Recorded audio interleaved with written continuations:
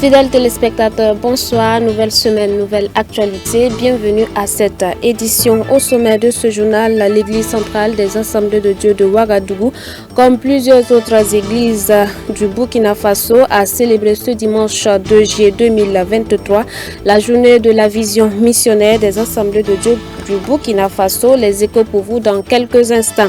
Et puis à l'église des Assemblées de Dieu de la communauté évangélique de Yamtenga, c'est parti pour un mois de prière et d'enseignement. Également les échos pour vous dans ce journal. Fidèles téléspectateurs, bonsoir. Merci de nous rejoindre. Comme à l'accoutumée, les chrétiens prennent d'assaut les lieux de culte chaque dimanche.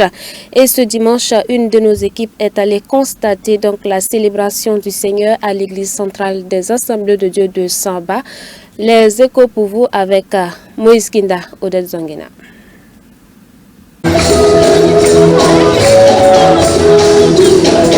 À l'église centrale des Assemblées de Dieu de Samba, ce fut un culte ordinaire avec des aspects d'ambiance de grand jour, car les fidèles ont offert des sacrifices de louange et d'adoration en l'honneur du Tout-Puissant en signe de reconnaissance pour ses nombreux bienfaits.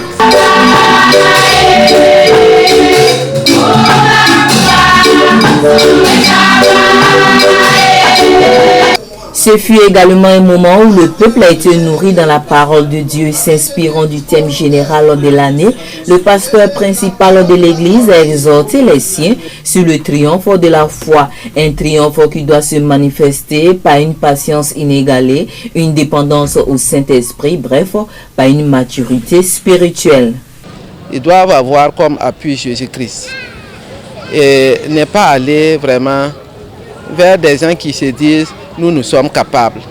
Nul n'est capable, c'est Jésus seul qui est capable. Même ceux qui pressent dire que nous faisons là, si Dieu n'est pas là-bas, il ne peut rien faire. C'est Jésus qui produit en l'homme le pouvoir. Donc moi je veux interpeller vraiment ces chrétiens qui vacillent là, de revenir à la parole de Dieu. Voir que dans l'ancien temps, nous n'avons pas vu vraiment des chrétiens qui vacillent, des chrétiens. Ils ont fondé leur foi sur Jésus. Mais aujourd'hui, c'est de paroles. C'est vraiment, ils ne traduisent pas leur parole en actes. C'est là le problème. Mais nous voulons qu'à partir de maintenant, là, ces chrétiens qui vacillent là, puissent trouver leur refuge en Jésus-Christ, puissent s'appuyer sur la parole de Dieu, puissent vivre pleinement leur foi. C'est là l'essentiel.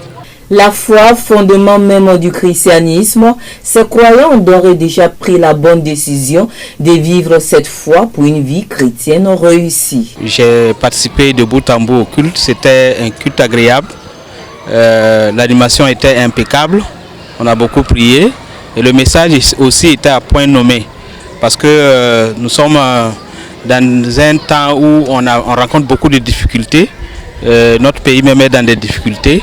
Et à tous les niveaux de la société et des difficultés, et le chrétien qui doit être un modèle a besoin de cet enseignement que nous avons reçu ce matin pour pouvoir compter sur Dieu qui est capable de tout et qui a promis nous accompagner et nous assister. Que sans la foi on ne peut rien faire, et la foi aussi sans les œuvres c'est vain. Voilà, donc c'est inciter les uns et les autres vraiment à mettre en pratique en tout cas leur foi. Il ne suffit pas de dire que j'ai la foi, il faut vraiment qu'on le voit. Ça doit être du concret, on doit le vivre au quotidien. Et dans ma famille, dans mon entourage, dans mon service, je ferai en sorte qu'à travers mes actes, que les uns et les autres sachent que je suis un enfant de Dieu. Et pour le pasteur Ilboudo, il urge que chaque chrétien l'expérimente au quotidien, car sans la foi, il est impossible de plaire à Dieu. Après que nous ayons enseigné, alors les fidèles sur la parole de Dieu, nous allons vraiment accompagner cet enseignement par la prière, qui va amener le réveil.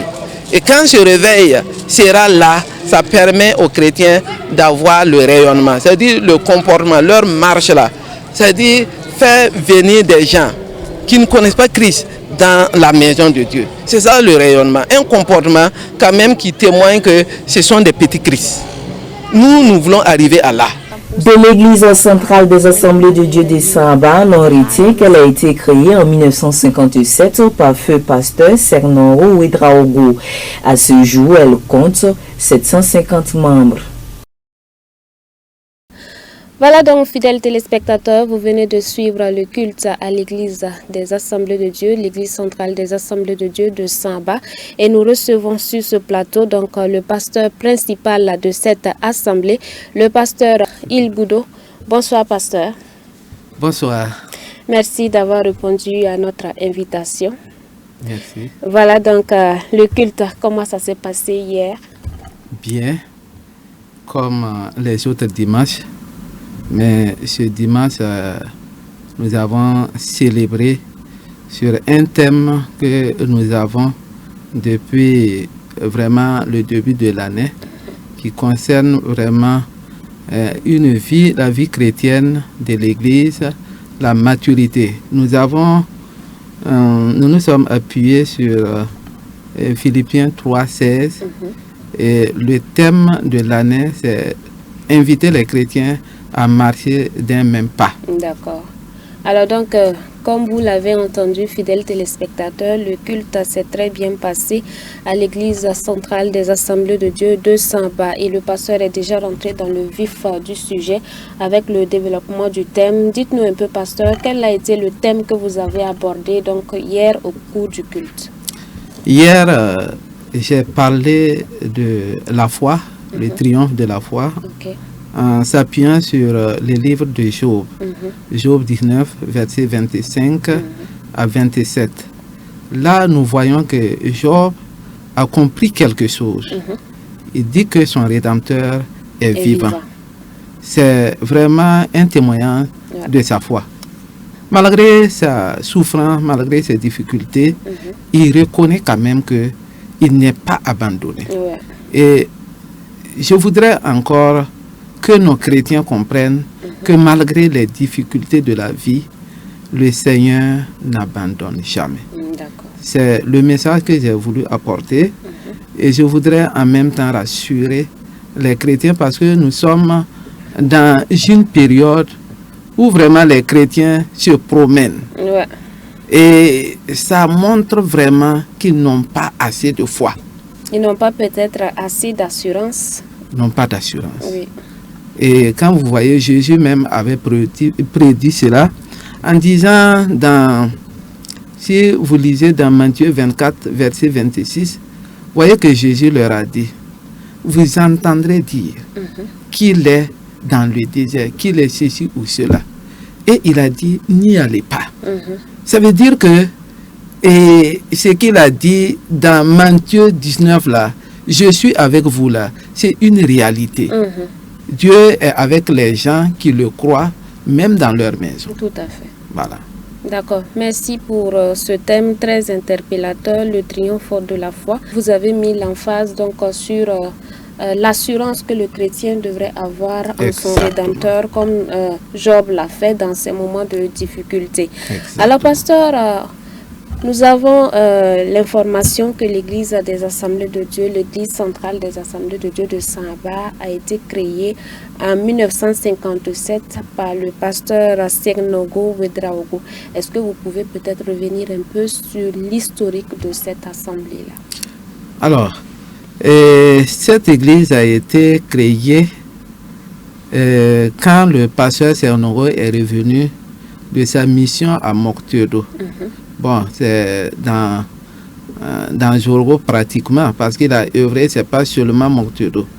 Mais l'église était bien avant installée à Kemtenga, avant que le pasteur Sernoro ne parte pour la mission dans le Ganjourgo.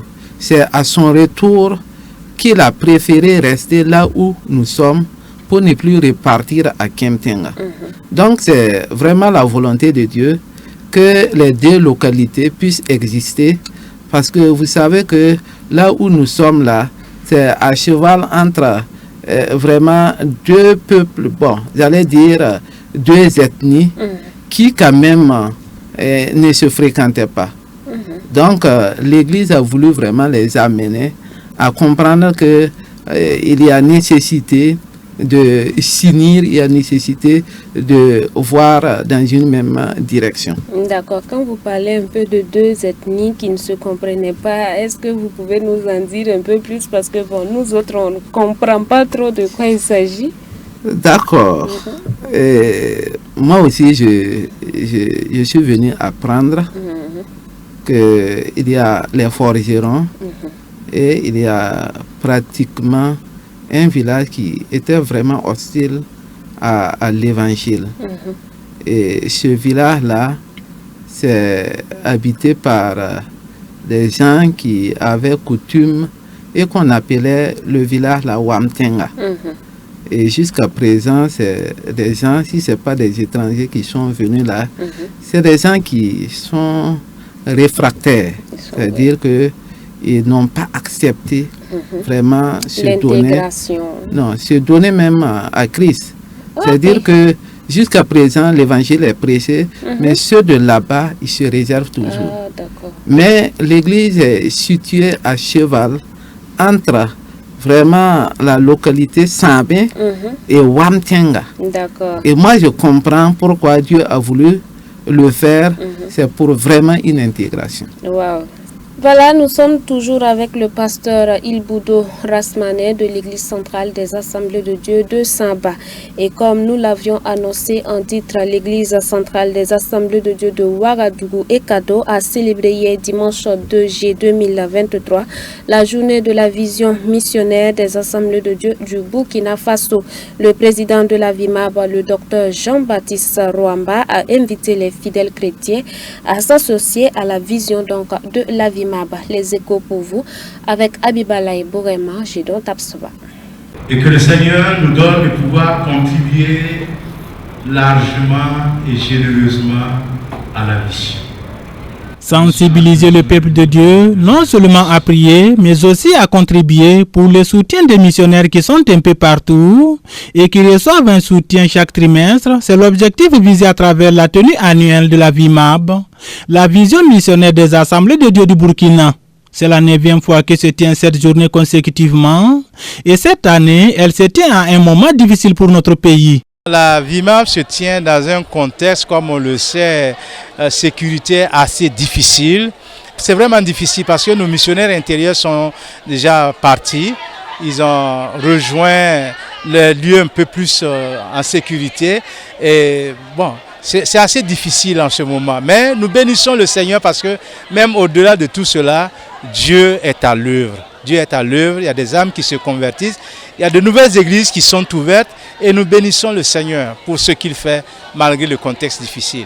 La situation sécuritaire que traverse notre pays a occasionné une fermeture de certaines églises des Assemblées de Dieu sur le territoire national. Comment alors accompagner tous ces pasteurs et faire en sorte que l'évangile demeure dans ces zones? Quelle décision prise à cet effet? Le directeur national de la VIMAB répond. Donc, les décisions sont toujours à l'étude. Nous avons eu une réunion il y a juste 2 jours, vendredi, et le bureau exécutif est en train justement de voir dans quelle mesure on peut venir en aide à ces pasteurs-là. Mais c'est toujours à l'étude. Parce que dans certains endroits, on ne peut même pas envoyer des vivres. Il faut peut-être envoyer de l'argent en pensant que le réseau sera fonctionnel en ce moment-là. Donc il y a un certain nombre de paramètres qu'il faut traiter d'abord avant d'agir. Selon le directeur national de la VIMAB, le pasteur principal de l'église centrale des Assemblées de Dieu de Ouagadougou et Kado, si l'église n'est pas missionnaire, elle est démissionnaire. La VIMAB a dans son compteur 62 couples de missionnaires à travers le monde. Alors, pasteur, on a vu dans l'historique donc de l'église des Assemblées de Dieu de Samba que le pasteur était d'abord dans une autre localité avant de venir implanter l'église centrale des Assemblées de Dieu de Samba dans sa localité actuelle. Donc, on peut un peu parler de la mission. Voilà, c'est comme s'il a été un peu un missionnaire. Alors, dites-nous un peu la journée de la VIMAB. Quelle est l'appréciation que vous faites de la VIMAB? J'allais dire que s'il n'y avait pas VIMAB, il fallait vraiment la créer parce que c'est une vision donnée à l'Église des Assemblées de Dieu de pouvoir aider ceux qui ont la volonté de prêcher l'Évangile. Ce n'est pas seulement au Burkina, même les autres pays, de les soutenir à pouvoir réussir dans leur mission. Et qu'est-ce que l'Église des Assemblées de Dieu de Samba fait donc dans ce cadre-là? L'Église des Assemblées de Dieu de Samba aussi fait partie de l'Église des Assemblées de Dieu en général. Donc, pour cette raison, l'Église de Samba aussi essaie de faire de son mieux pour accompagner la VIMAB dans sa mission, en apportant vraiment des soutiens de tout genre. Et l'Église même a désigné, il y a un comité qui s'en charge vraiment des apports, c'est-à-dire des collectes de tout genre pour pouvoir envoyer pour que ça puisse aider les missionnaires. Les missionnaires déjà en place dans leur localité. Mais outre cela, l'Église fait partie d'une église régionale. Et l'église régionale a mis en place aussi un organe qui vraiment collecte pour l'église régionale. Donc l'église de Samba a beaucoup fait. À l'occasion de la VIMAB, c'est vraiment un rappel, sinon l'église est dans la dynamique de pouvoir célébrer cette journée. Non seulement en apportant des moyens financiers, mais aussi sur le plan matériel et sur le plan, j'allais dire, sensibilisation. Merci pasteur, et nous allons revenir à l'église centrale des Assemblées de Dieu de Samba. Donc nous allons maintenant aller au niveau des perspectives de votre assemblée. Quand on arrive dans la cour de l'église, on voit déjà qu'il y a un grand bâtiment qui est sorti de terre. Alors dites-nous un peu quelles sont les perspectives donc de votre assemblée. Ok. J'allais dire que, parlant des perspectives, l'Église est obligée vraiment de voir loin. Parce que présentement, nous avons plus de 700 membres. Wow. Alors que là où nous faisons le culte est maintenant restreint. Donc, l'Église était obligée de voir comment construire un bâtiment qui pourrait quand même retenir tous ses membres. Donc c'est dans cette perspective que l'Église a lancé depuis 2015. Depuis 2015, nous sommes en train vraiment de travailler pour pouvoir maintenant occuper l'espace, occuper vraiment le lieu de culte dans le nouveau bâtiment. Donc, c'est vraiment un projet noble qui demande beaucoup de financement. Actuellement, nous avons tollé. Maintenant, il reste les ouvertures. Les perspectives, c'est que d'ici 2 mois, que nous puissions, c'est-à-dire fin août, que nous puissions vraiment avoir les ouvertures. Et même si tout n'est pas fini, que le culte puisse être célébré en attendant de finaliser. D'accord. C'est une très belle perspective et nous prions que le Seigneur vous accompagne donc dans la réalisation de ce projet-là. Alors, pasteur, nous sommes pratiquement à la fin de notre entretien. Est-ce que vous avez une interpellation quelconque à donner à l'endroit du corps du Christ par rapport à surtout le thème que vous avez abordé hier, le triomphe de la foi? Je voudrais dire au corps de Christ que Christ a dit qu'il est avec nous tous les jours jusqu'à la fin des temps. C'est-à-dire, étant chrétien, on doit vraiment se confier à qui nous croyons. La foi ne doit pas être quelque chose de, j'allais dire, de parole. Ça doit être quelque chose que nous traduisons même en acte. C'est fondamental de pouvoir traduire. Quelqu'un qui a la foi, alors c'est quelqu'un qui va aller plus loin pour compter avec le Seigneur. Et dans vraiment sa manière d'aller loin là, il voit la main de Dieu qui l'accompagne. Donc moi je voulais interpeller tout le corps de Christ à vivre réellement leur foi, à ne pas laisser vraiment les gens ou vraiment les non-chrétiens leur apporter des choses qui pourraient les déjouer négativement. C'est vrai. Mais moi, je voudrais que chacun puisse dire, je suis en Christ, je dois travailler à ma foi, je dois vivre ma foi, je dois amener vraiment les autres qui ne connaissent même pas Christ là, à le connaître à cause de ma foi. D'accord. On ne peut pas vous laisser partir sans vous arracher. Peut-être une petite expérience, quelque chose que vous avez eu à vivre par rapport à l'exercice de votre foi. D'accord. Si c'est des expériences, c'est vraiment, il y en a beaucoup, mais je voudrais simplement revenir sur la construction.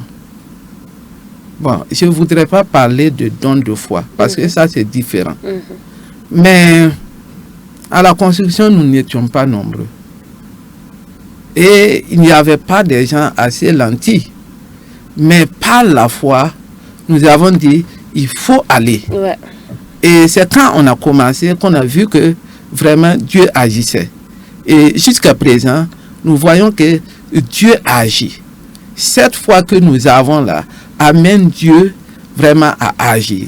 Ce n'est que vraiment cette petite expérience, parce que quand on parle trop, c'est comme si on se vante alors qu'on n'est pas plus que les autres. C'est la grâce de Dieu. Donc je voudrais vraiment que chacun puisse saisir les occasions que Dieu lui donne pour exprimer sa foi. Amen, amen. Voilà donc le pasteur Rasmane Ilboudo de l'église centrale des Assemblées de Dieu de Samba nous interpelle donc à saisir notre foi et à la mettre en pratique, peu importe les situations, peu importe les circonstances. Pasteur, merci d'être passé sur notre plateau. Vous restez avec nous pour la suite de cette édition et nous allons à l'église des Assemblées de Dieu de Yamtenga. La communauté évangélique a débuté donc ce samedi 1er juillet 2023 son mois de prière et d'enseignement. Le constat selon le pasteur principal de cette assemblée est que beaucoup de chrétiens souffrent du fait de manque d'enseignement. Le thème général sous lequel va se tenir ce mois d'enseignement est le retour à nos fondamentaux, c'est-à-dire nos 3 R. Le reportage avec Xavier Ouedraogo, Abibalaï Bourema. À l'heure actuelle, nous nous rendons compte qu'il y a tellement de doctrines qui pullulent dans notre monde. Et malheureusement, ce n'est pas de bonnes doctrines, il y a de n'importe quoi dedans. Alors, les hommes s'ils ne sont pas préparés à bien comprendre, ils ne pourront pas faire un choix judicieux pour rester dans l'orthodoxie de la parole de Dieu. C'est pour cette raison que nous constatons que les chrétiens courent de gauche à droite, allant d'église en église, de dénomination en dénomination, pour ramasser tous les enseignements qui malheureusement ne sont pas dans la Bible. Et à force de vivre ces enseignements, bien, ils ne sont pas des vrais disciples de Jésus-Christ. Ils sont tout ce que nous voulons, mais ce n'est pas des vrais disciples de Jésus-Christ. Donc, le but essentiel du retour à nos fondamentaux, c'est de revenir sur l'enseignement de la parole. Jésus-Christ, avant de monter au ciel, il a dit une prière à son Père que nous trouvons dans Jean chapitre 17.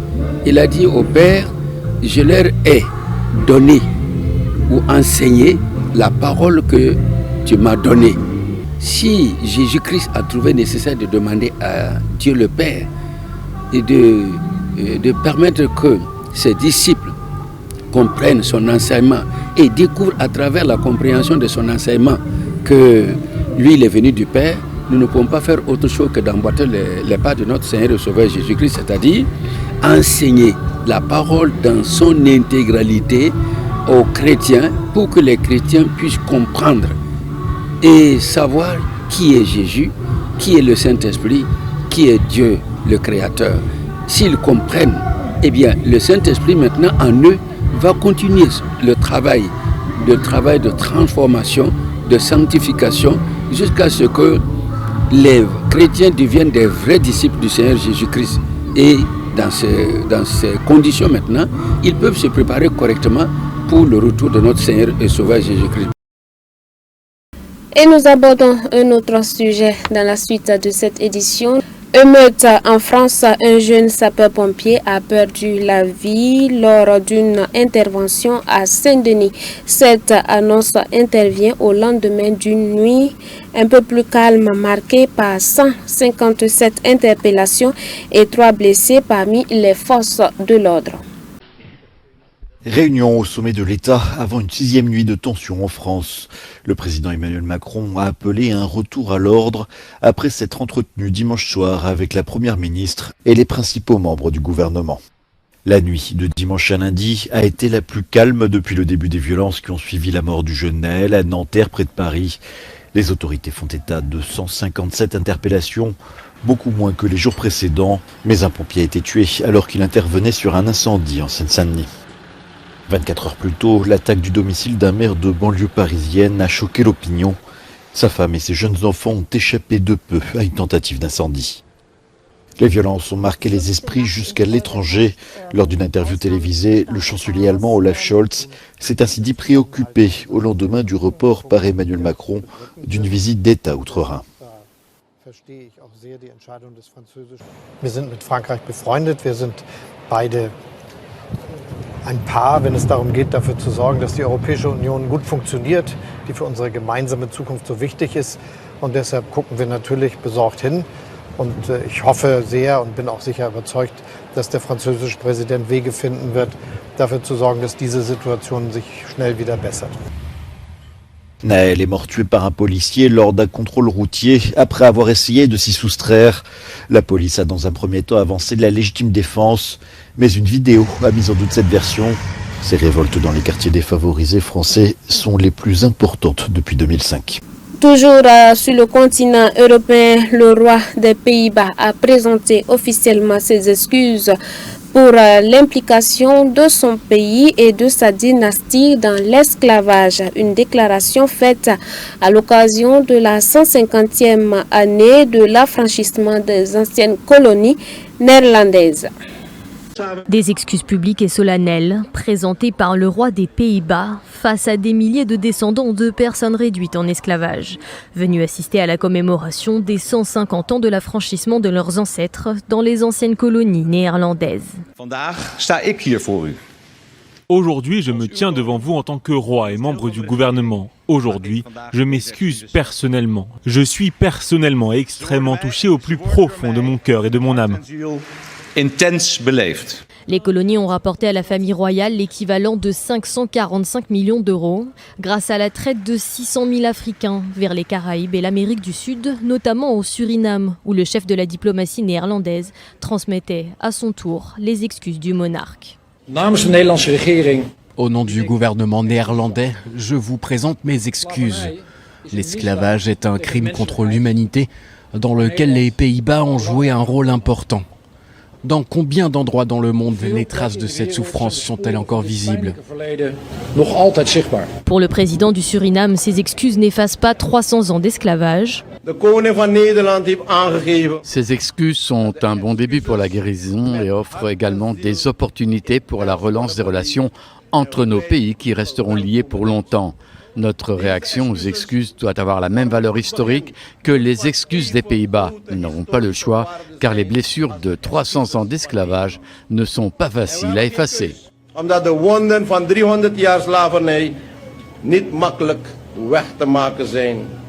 En décembre déjà, le gouvernement néerlandais avait annoncé vouloir allouer 200 millions d'euros à des projets de sensibilisation à l'histoire coloniale et consacrer 27 millions d'euros à un musée de l'esclavage. Voilà qui met fin à cette édition, mais rappelons que dans ce journal, nous avons parlé de la journée nationale de la Vimab célébrée officiellement à l'église centrale des Assemblées de Dieu de Ouagadougou et puis à l'église des Assemblées de Dieu de la communauté évangélique de Yamtenga. C'est parti pour un mois de prière et d'enseignement. Dans cette édition, nous avons reçu un invité, le pasteur principal de l'église des Assemblées de Dieu, l'église centrale des Assemblées de Dieu de Samba, le pasteur Rasmane Ilboudo, qui nous a donc parlé un peu de la vie de cette assemblée. Vous nous avez reçus depuis le Togo. Bonsoir à vous, demeurez bénis en Christ Jésus. Xavier Ouedraogo a réalisé cette édition.